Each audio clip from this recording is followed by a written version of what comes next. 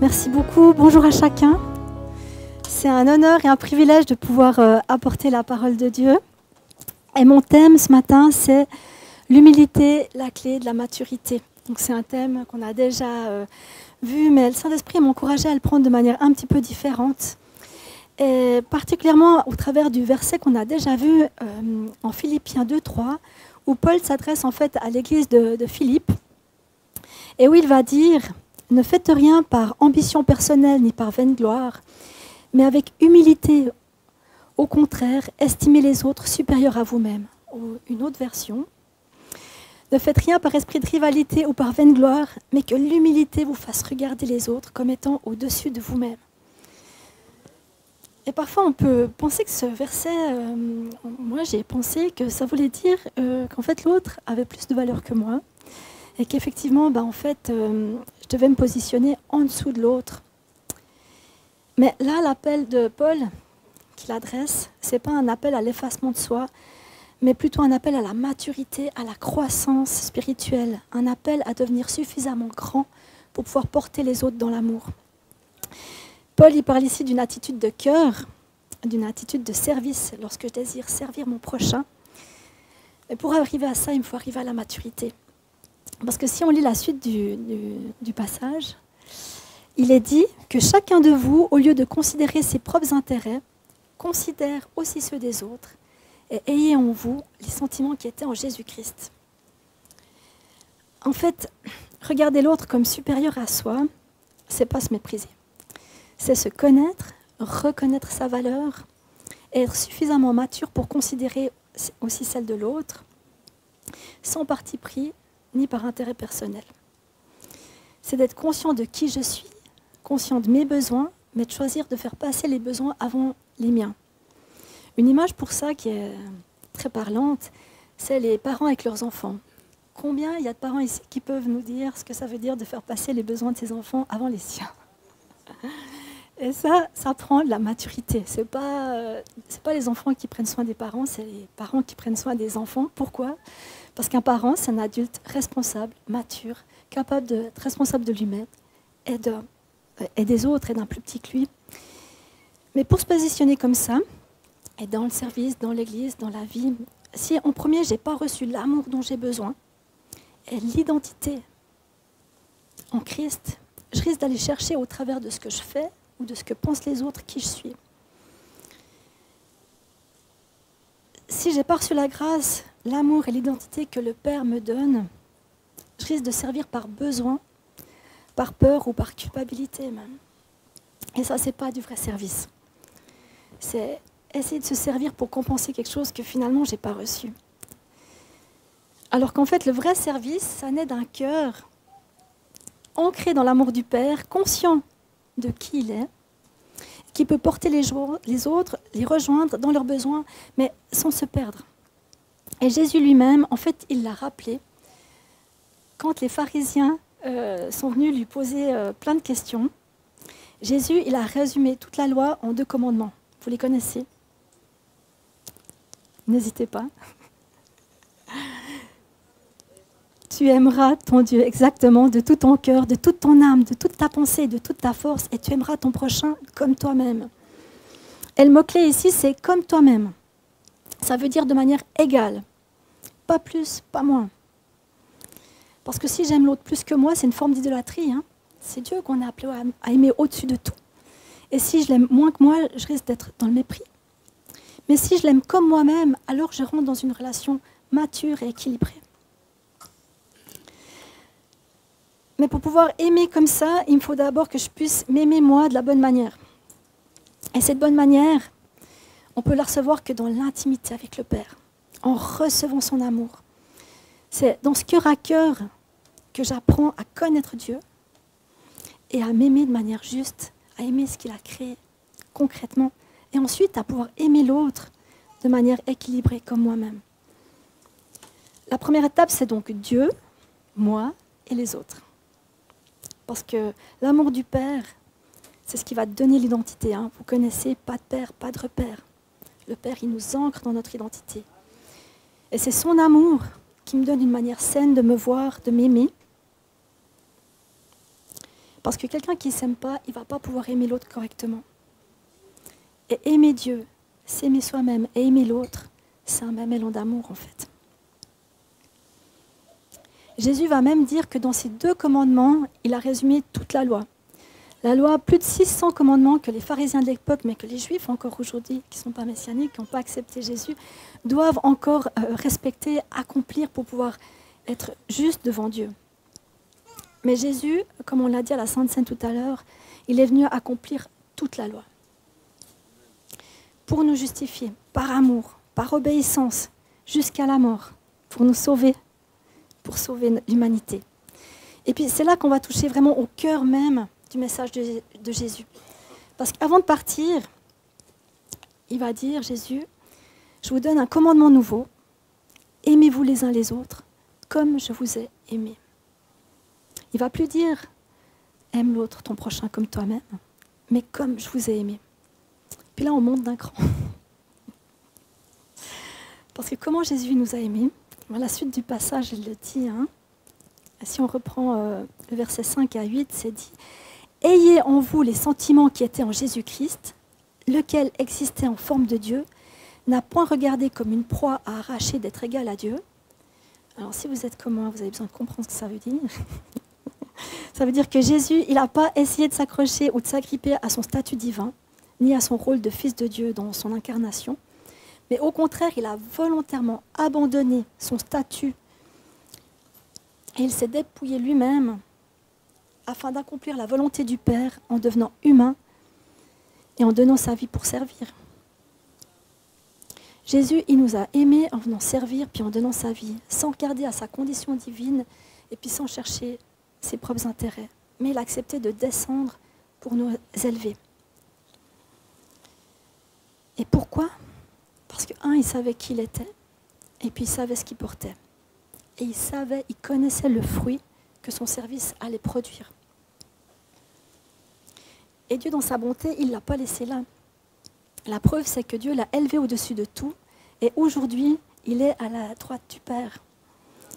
La suite du passage, si on prend la suite, au verset 7, il est dit « Mais il s'est dépouillé lui-même en prenant une forme de serviteur, en devenant semblable aux hommes, et ayant paru comme un simple homme, il s'est humilié lui-même, se rendant obéissant, et obéir c'est servir, jusqu'à la mort, même jusqu'à la mort sur la croix.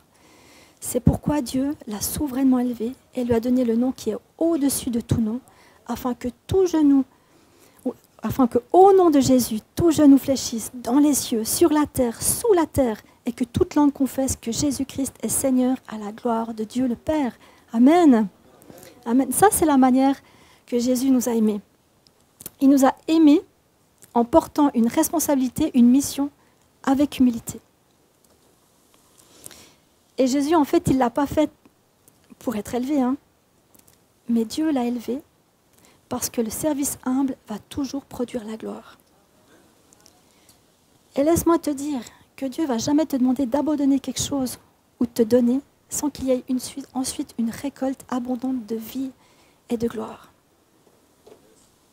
Vous savez, c'est l'image du grain de blé qui doit mourir en terre pour ensuite porter beaucoup de fruits. Et cette abondance, cet abondant amène l'abondance autant pour celui qui va donner que pour celui qui va recevoir. Lorsque je considère les besoins de l'autre comme supérieurs aux miens, ça va créer l'unité et puis ça va nourrir l'amour en fait. Jésus, il a dit, c'est à l'amour que vous aurez les uns pour les autres que tous reconnaîtront que vous êtes mes disciples. C'est fort, C'est pas à nos paroles, c'est pas à nos dons financiers, c'est pas à nos talents, c'est à l'amour. Et l'amour véritable, il se manifeste dans le don de soi. Sans rechercher de reconnaissance, sans attente en retour, parce que l'amour véritable, il se donne, il n'attend pas. Dieu a tant aimé le monde qu'il a donné. Et Jésus, il a donné sa vie par amour, pas pour combler un manque, mais pour répondre à notre besoin. Et c'est cet amour-là qui va se donner sans se perdre, qui va me permettre de pouvoir servir de manière équilibrée. La parole de Dieu, elle nous encourage à grandir dans notre marche avec Dieu Et en Éphésiens 4,13, Paul il dira que Dieu a donné les ministères dans l'Église. Vous savez, c'est là où il va parler des apôtres, des prophètes, des évangélistes, des bergers, des enseignants. Donc il a donné donc, les ministères à l'Église afin que nous, les saints, ceux qui ont donné leur vie à Jésus, parviennent à l'unité de la foi et à la connaissance du Fils de Dieu, à la maturité d'adulte, à la mesure de la stature parfaite de Christ. Dieu, il nous appelle à grandir à la stature parfaite de Christ, à devenir comme Jésus. Et Dieu, il t'aime tellement comme tu es, mais il t'aime infiniment pour ne pas te laisser là où tu es, mais pour t'amener de gloire en gloire dans une vie pleine, responsable et qui porte du fruit. Notre bonheur, c'est Jésus. Et comment Jésus nous fait passer donc de l'étape d'enfant à celui d'adulte mature?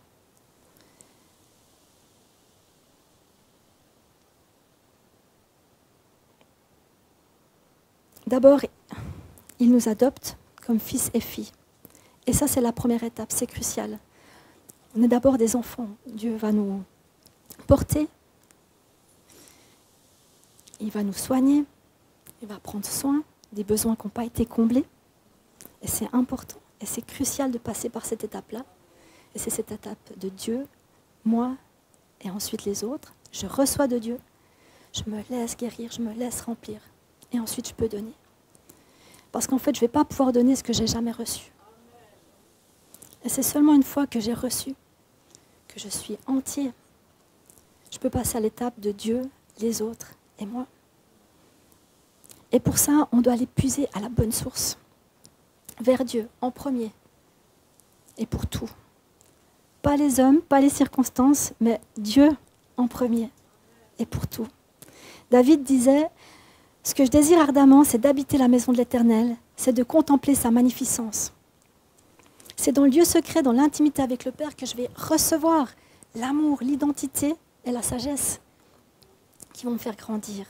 D'abord, Dieu il nous adopte comme fils et filles par le sang de Christ. Ça, c'est la première étape pour acquérir l'identité en Christ. Mais ça ne va pas s'arrêter là. On est appelé à aller plus loin, à devenir l'épouse de Christ. Et l'épouse, c'est l'image d'une relation qui est plus mature, plus responsable, plus intime. Parce qu'entre un enfant et une épouse, ce n'est pas la même chose.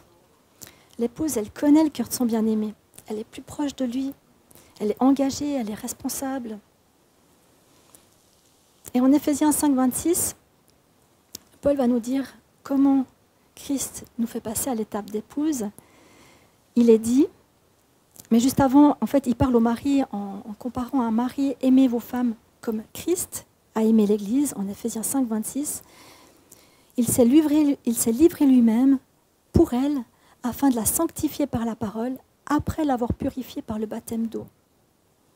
En fait, par le baptême d'eau, on devient fils et filles. Et bientôt, on a des baptêmes. Donc, si vous n'êtes pas passé par les eaux du baptême, moi, je vous encourage à y aller.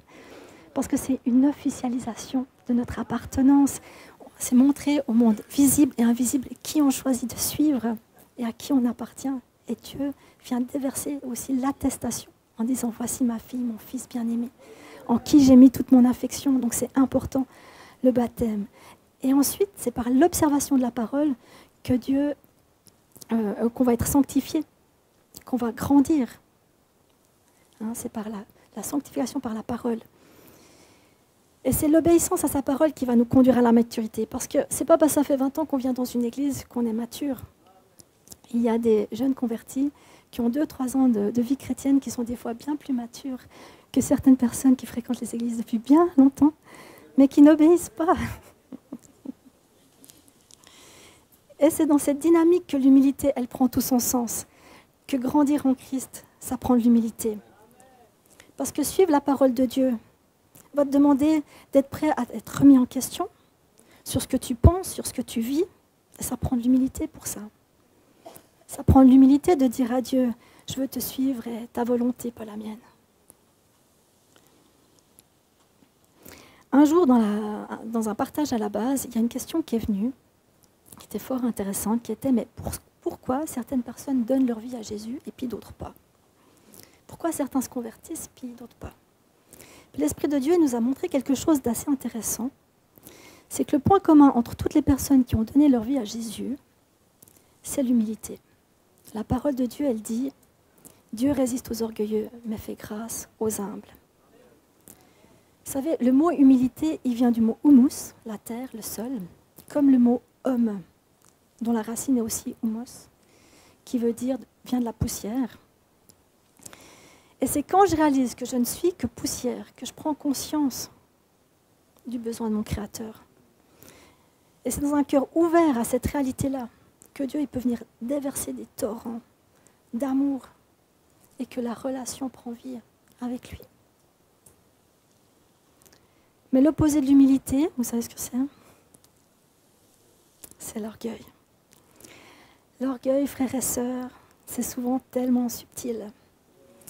Il peut se déguiser sous des apparences de sagesse humaine, de logique, de justice personnelle. La Bible, elle dit « Telle voie paraît juste à un homme, mais son issue, c'est la voie de la mort » Proverbe 14, 12. On peut croire agir selon la justice, alors qu'on est motivé par l'orgueil, la blessure ou un besoin qui n'a pas été guéri. Et combien de fois on a peut-être voulu faire passer nos valeurs, défendre nos idées, notre justice, et peut-être c'était même des fois légitime, mais sans se rendre compte, on s'est éloigné de Dieu et des autres. L'humilité, ça unit, l'orgueil, ça isole. C'est subtil qu'on s'en rend des fois même pas compte. Mais la question à se poser, c'est est-ce que cette situation, est-ce que ce combat-là, il me pousse à l'amertume, à la séparation, à la colère? Alors, ce n'est pas l'humilité qui me conduit, c'est l'orgueil. Ce n'est pas l'Esprit de Dieu, mais un désir charnel qui est là derrière. Et parfois, même le service, ça peut être une source d'orgueil. Si je sers pour être vu, pour être reconnu, pour avoir une place, c'est une œuvre de la chair.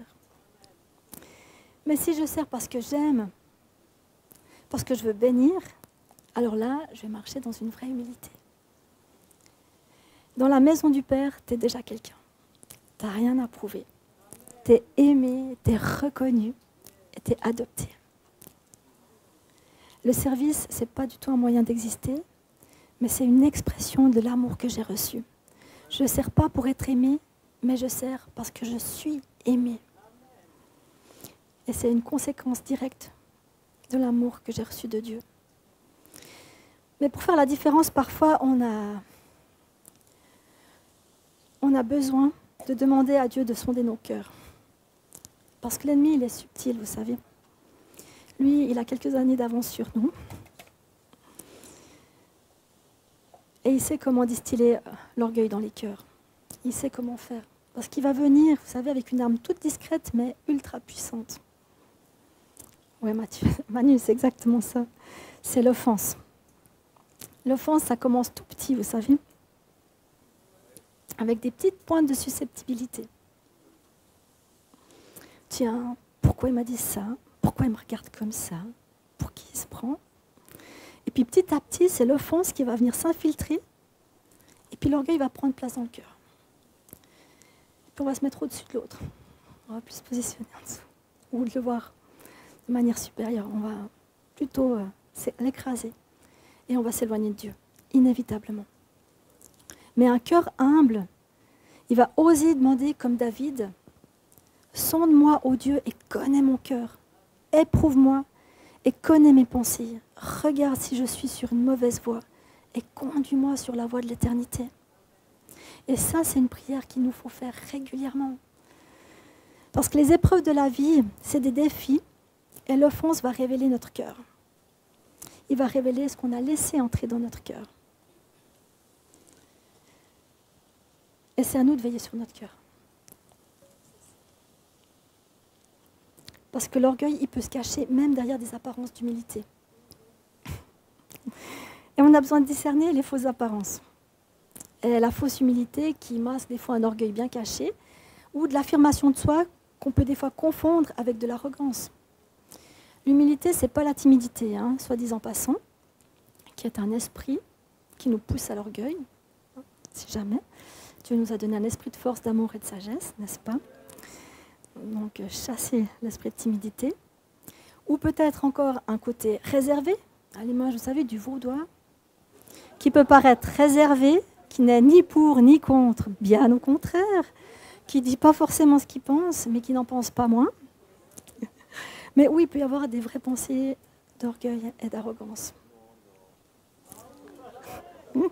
Parce que ce n'est pas l'attitude qui fait l'humilité, c'est le cœur. Et ce n'est pas se rabaisser, mais se positionner de manière juste qui est important. Danny Silk, pour ceux qui connaissent le livre de l'honneur dont il est l'auteur, et si vous ne le connaissez pas, je vous encourage à le lire, parce qu'il est juste extraordinaire. Il définit l'humilité comme ça. Il dit l'humilité, c'est connaître la force que l'on a à offrir et choisir de l'utiliser pour servir les autres plutôt que soi-même. C'est aussi apprendre à utiliser cette force efficacement. Ça veut dire de développer les choses. Un exemple. Si tu es médecin et que tu dis, ben voilà, je suis médecin, j'ai telle et telle spécialisation, ce n'est pas de l'orgueil ni se mettre en avant, parce qu'on a besoin de savoir ce que tu portes. Il faut qu'on sache si demain on a besoin de tes qualités, de tes qualifications. Et c'est reconnaître aussi la responsabilité des fois que Dieu nous a confiée. Mais si ton diplôme il te fait sentir supérieur à l'autre, ou à ton prochain, ben là c'est de l'orgueil. Parce que l'humilité, elle ne va pas nier les dons que Dieu nous a donnés, mais elle les met au service des autres. Et on peut bien commencer, vous savez, se faire influencer, et puis mal finir, ou dériver, on va dire. C'est un peu ce qui est arrivé aux Galates, quand Paul a dû les reprendre, lorsqu'il a écrit en Galates 3.3, « Galates insensés, vous avez commencé par l'esprit, vous finissez avec la chair ». En fait, ils avaient commencé avec la grâce, guidés par le Saint-Esprit, mais ils ont voulu revenir à la loi en essayant de se justifier par la circoncision. Et puis Paul dira, mais qui vous a ensorcelé? Qui vous a fasciné pour vous tromper de la sorte? C'est subtil. Et plus loin, Paul il va opposer deux modes de vie. L'un qui est de marcher par l'esprit et l'autre qui est marcher par la chair. On les connaît, hein? Marcher selon l'esprit, c'est cultiver l'amour, la joie, la paix, la patience, la bonté, la fidélité, la maîtrise de soi. Marcher selon la chair, c'est laisser place à la jalousie, à la colère, à l'égoïsme, à l'envie, à la division et à l'orgueil. L'humilité, elle nous fait marcher selon l'esprit et attire la bénédiction, la grâce et la faveur de Dieu. Mais l'orgueil, elle va nous faire marcher selon la chair, elle va attirer la malédiction, la division et l'éloignement de Dieu. Et marcher par l'esprit, ça ne se fait pas par hasard. Je suis désolée de vous dire, ça ne nous tombe pas dessus. Ça demande de rechercher intentionnellement, ça se recherche intentionnellement. C'est un désir de connaître le cœur de Dieu et de rester en communion avec lui, de laisser sa parole, son esprit nous transformer et nous guider. Et c'est un travail de tous les jours dans cette intimité. L'humilité va toujours nous conduire à rechercher la volonté de Dieu. Jésus, il a dit, « Celui qui m'aime gardera mes commandements. » Et aimer Dieu, c'est suivre sa volonté. Pas « je vais faire pour Dieu », mais je vais faire ce que Dieu me demande et je vais le faire avec lui, avec son esprit. Ça demande d'aller chercher auprès de Dieu sa volonté. Jésus, il ne faisait rien de son propre chef. Il dira, le Fils ne fait rien de sa propre initiative. Il agit seulement d'après ce qu'il doit faire au Père. Parce que l'obéissance sincère, elle naît d'une relation. Elle se développe dans l'intimité et dans la présence de Dieu. Et c'est parce qu'Abraham, il connaissait Dieu, qu'il pouvait lui faire confiance. Il savait que même si Dieu il allait lui demander des choses difficiles, il pouvait avoir confiance que Dieu avait un bon plan et que ça allait bien aller. Jésus, il a accepté, il a obéi, il a accepté la croix parce qu'il voyait la gloire venir. Il connaissait le projet de Dieu. Et c'est en marchant comme lui, dans une crainte respectueuse de Dieu, en recherchant à connaître et à honorer la volonté de Dieu qu'on devient de vrais disciples. La crainte de Dieu, ce n'est pas la peur, hein, mais c'est l'amour, le respect, la dépendance, le désir d'être proche de lui. J'aime bien cette définition qui dit « c'est un honneur qui est donné et qui influence profondément notre manière de vivre ». Et sur ce chemin d'intimité, d'humilité, Dieu va nous donner un trésor. Et ce trésor, c'est sa paix. J'aime bien dire que Dieu nous donne la paix en 3 dimensions. La paix avec Dieu, la paix avec soi et la paix avec les autres. Ça vient tout couvrir. Et cette paix, c'est sa présence qui règne dans nos vies, même quand les circonstances sont difficiles, même quand je vis des défis. Elle me rend capable d'aimer, de pardonner et de servir sans peur. Et il n'y a personne qui peut donner ça si ce n'est Dieu. Ni tes œuvres, ni tes succès, ni même les autres peuvent venir combler ce vide. C'est seulement la présence de Dieu qui nous remplit de cette paix, qui coule directement de son amour. Et quand je vis dans cette paix, je peux devenir ce canal de bénédiction. On n'est pas la réponse, mais on est le canal par lequel la réponse elle vient, par lequel la manifestation du royaume se fait. Christ est la réponse et ça nous permet d'être ce canal. Amen. En conclusion, l'humilité, c'est pas penser moins de soi, mais c'est penser moins à soi. Le service qui regarde l'autre comme étant supérieur à soi, c'est possible qu'avec un cœur humble, maturé par l'obéissance, désirant se donner comme Christ s'est donné, non pas par ses propres forces, mais en puisant notre force en Dieu, dans l'intimité de sa présence, de sa parole. C'est là que Dieu va venir purifier nos motivations et nous fortifier. Et ma prière ce matin, c'est qu'on puisse choisir aujourd'hui, mais chaque jour, de marcher par l'Esprit dans cette dépendance et cette confiance en Dieu. Et j'aimerais juste te dire que la bonne nouvelle, c'est que quand tu choisis de t'abandonner à Dieu, c'est lui qui vient par son esprit, qui t'équipe, qui te porte, qui te guide. Et ce n'est pas par tes propres forces, mais c'est par son esprit. Amen. Amen. J'aimerais vous inviter à prier. Seigneur Dieu, merci parce que tu nous rappelles ce matin que l'humilité est la clé pour toute vraie maturité spirituelle. Et que c'est dans ta présence, dans l'intimité avec toi, que nos cœurs, nos vies sont transformés à ta ressemblance. On ne veut pas seulement te servir, Seigneur, on veut te connaître toujours plus et te ressembler. Sans toi, on sait qu'on ne peut rien faire, mais avec toi, on sait que tout est possible. Alors viens, Saint-Esprit, viens sonder nos cœurs ce matin. Montre-nous ce qui, en nous, cherche encore à être vu, à être reconnu ou peut-être encore admiré. Et apprends-nous à vivre, non pour plaire aux hommes, mais pour te plaire à toi seul, Seigneur. Et ce matin, je veux briser la peur du regard des autres sur chacune de nos vies au nom puissant de Jésus-Christ.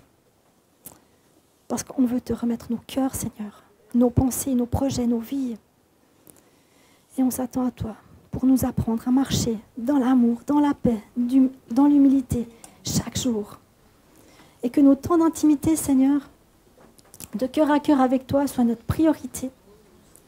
Et préserve-nous de toute distraction.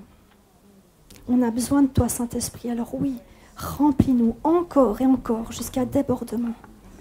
On a tellement besoin de toi.